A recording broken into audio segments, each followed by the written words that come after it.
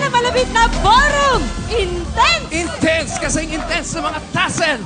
At eto, Maria, kasama natin ngayon, si Abra!